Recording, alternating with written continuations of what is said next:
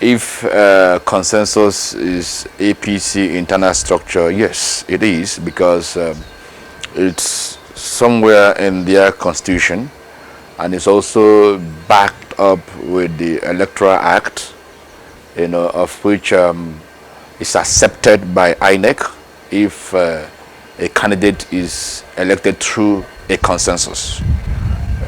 So basically, it's in the APC constitution.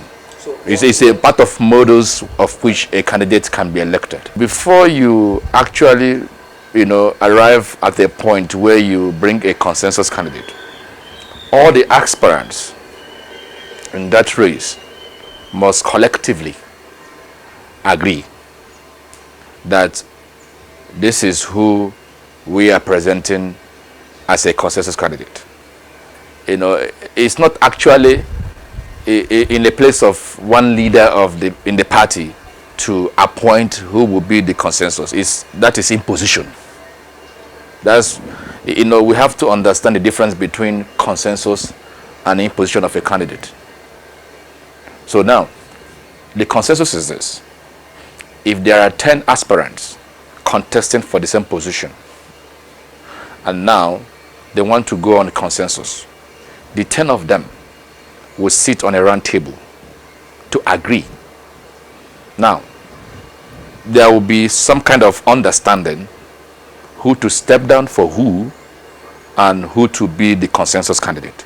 So it must be a collective agreement between the consensus, between the aspirants, and then they will relate back to the party structure, be it the presidency or the NWC of the party, to say within us we have met, we have discussed, we have dialogued, and we have agreed. This is who we are presenting to the party. And that is where democracy comes to play within consensus arrangement. It's not really in the position of the national chairman to announce a consensus candidate if the aspirants have not met, agreed, and then relate back to the national chairman. The national chairman can relate that after they ask these processes that I've narrated in the past, to say, okay, they have met, they have agreed, and they will go back to the national chairman and say, national chairman, we have agreed within ourselves that this is our consensus candidate.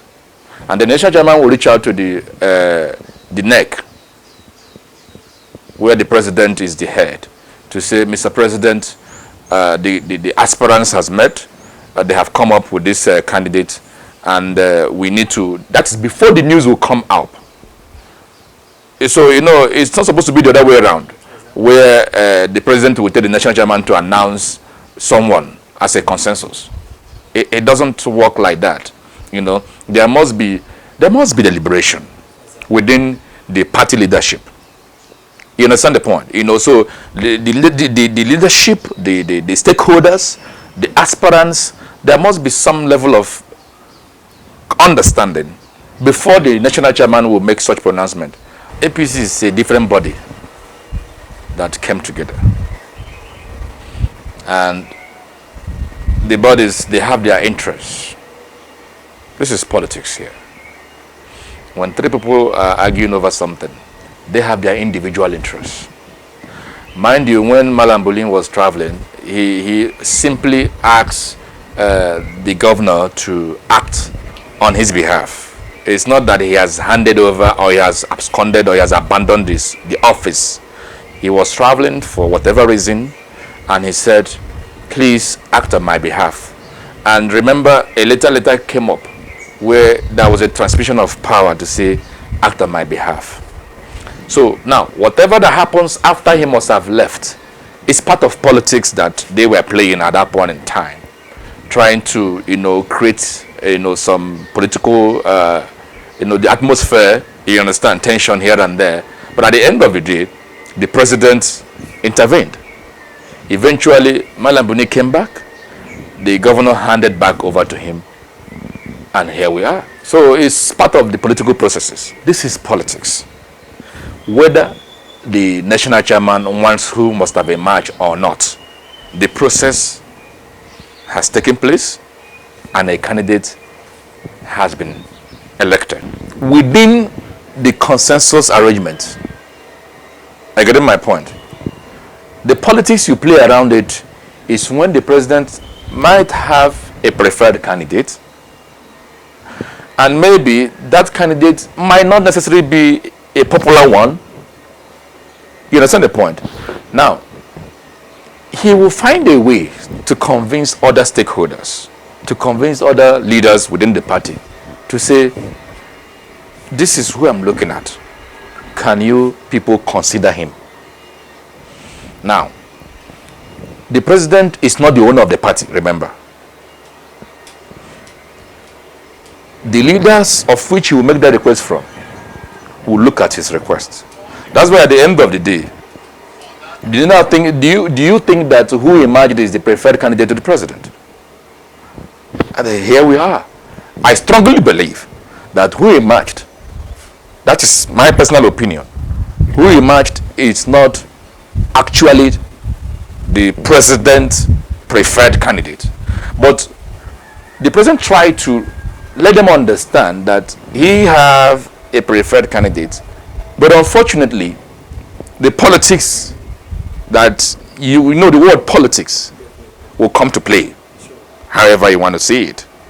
The politics actually came to play within these processes, and unfortunately for the president, I strongly, but that's my view, that his preferred candidate did not emerge. And the president cannot help it than to allow the process to go take its course.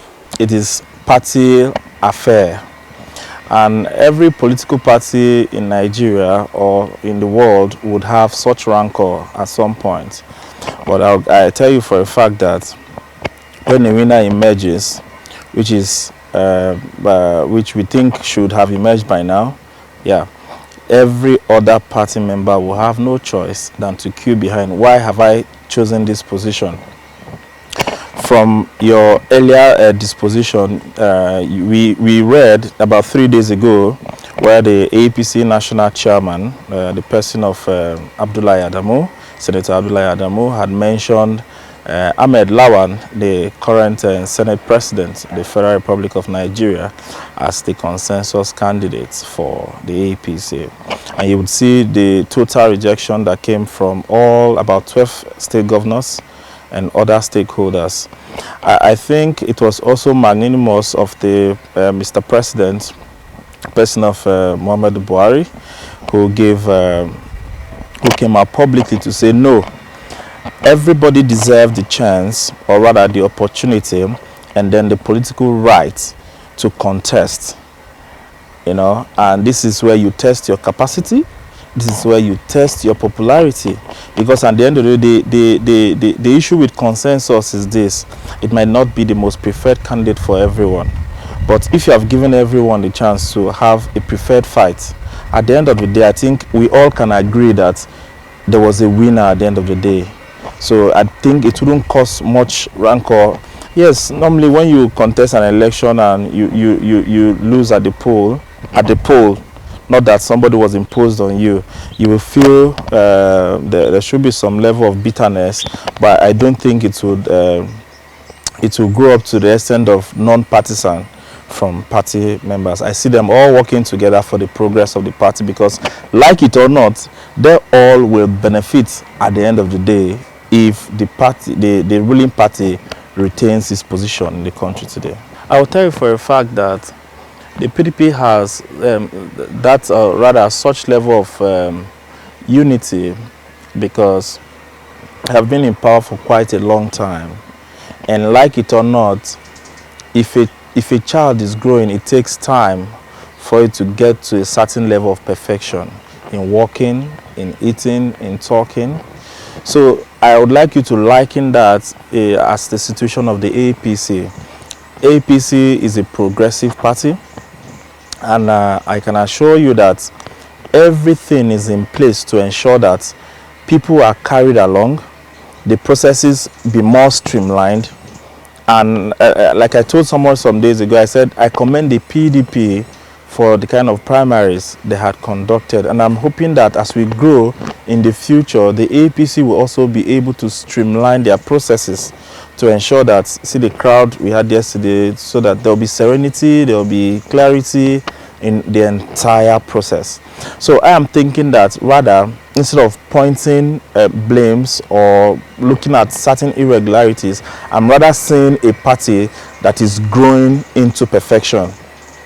And with time, I can assure you that they will attain that height. I personally, I frown so much on the idea of imposition of candidates on people, because at the end of the day, you might impose a candidate that is not worthy for a general election. I'm telling you categorically that it does not also kill the party, it ruptures the party. And because if you bring a person against even party members' interest, the next thing you see is anti-party play. And they will say, okay, since you have brought this one to us, let us choose the one we want.